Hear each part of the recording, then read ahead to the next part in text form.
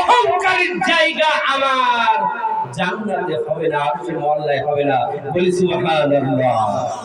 এবার আল্লাহ কি বলেন, যা এখান থেকে নেমে যা, তোকে এখানে রাখা হবে না। উস্তাদের কথা খাটছে, যত লক্ষ বছর পরে খাটো। উস্তাদ কি বলেছিলেন?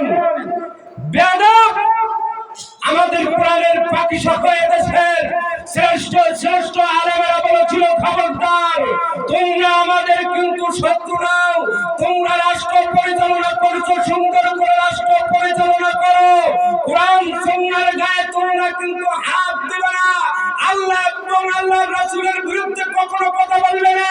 যদি তোমরা কথা কোরআন সুন্নাহর বিরুদ্ধে কথা বলো, তাহলে যদি এই দেশ থেকে পালানোর জন্য ইঁদুরের গর্তে তোমরা খুঁজে পাবে না। কথা বলে ঠিক কিনা? নারায়ে তাকবীর, নারায়ে তাকবীর। আল কোরআনের আলো সংসদে জ্বালো, নারায়ে তাকবীর। আল্লাহ তাআলার পক্ষ থেকে মুসলমানদের সংবিধান কোনটা? এই আল্লাহর কোরআন। এই জন্য আল্লাহ তাআলা এই সঙ্গীতে নবী রাসূল যুগে যুগে পাঠিয়েছেন। কিন্তু নবী রাসূল যখন এসেছে, আল্লাহর রাসূলগণ সাহাবায়ে কেরাম ওনারা বলতেছেন যে যদি আল্লাহকে পাইতে হয় ফজরের নামাজের সময় তুমি ঘুমালে চলবে না। কথা বলেন ঠিক কিনা? এই জন্য সেই জিকিরে চলে যায়, যুগে যুগে নবী রাসূল দিয়ে